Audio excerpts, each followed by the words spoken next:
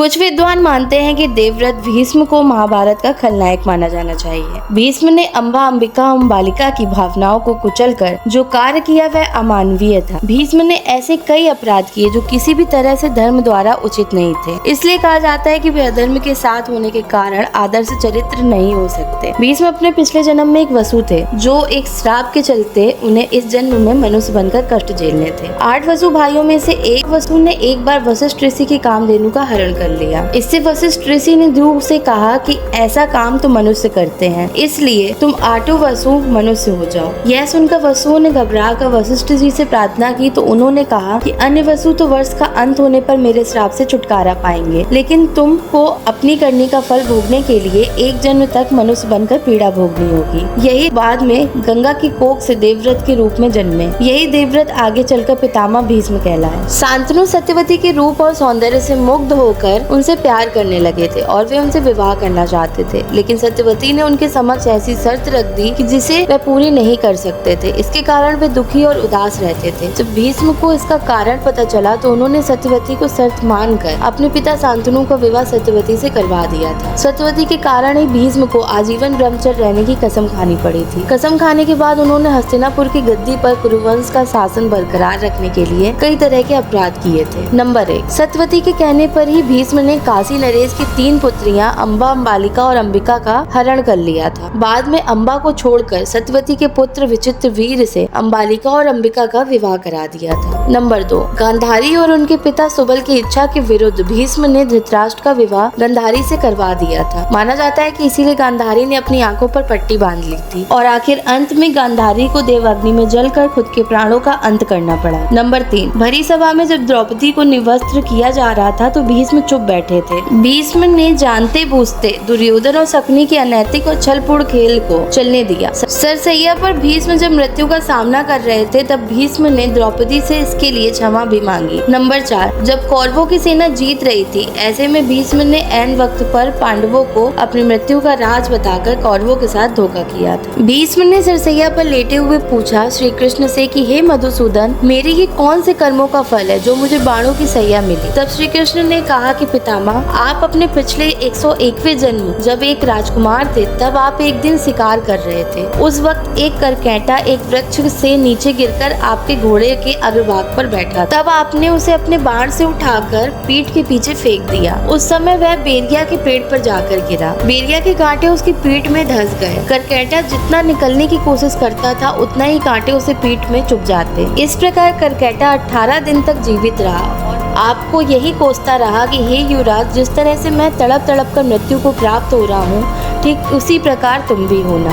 अपने अगले पिछले जन्म में भीष्म द्वारा इतने पाप करने के बाद भी भीष्म को किसी भी तरह से खलनायक नहीं माना जा सकता, क्योंकि भीष्म ने जो कुछ भी किया वह हस्तिनापुर के सिंहासन की रक्षा और कुरुवंश को बचाने के लिए किया था। इसलिए महाभारत का असली विलन कौन है ये मैं पिछले वीडियो में बता चुकी हूँ, जिसका लिंक मैंने डिस्क्रिप्शन में दिया हुआ है। अगर आप वाकई में जानना चाहते हैं कि महाभारत का सबसे बड़ा खलनायक कौन था तो उस वीडियो को शुरू से अंत तक जरूर देखिए। आप समझ जाएंगे कि महाभारत का असली विलन कौन था। इसी तरह के अन्य वीडियो के लिए हमारे चैनल को सब्सक्राइब करें और वीडियो के कमेंट में राधे राधे लिखना ना भूलें।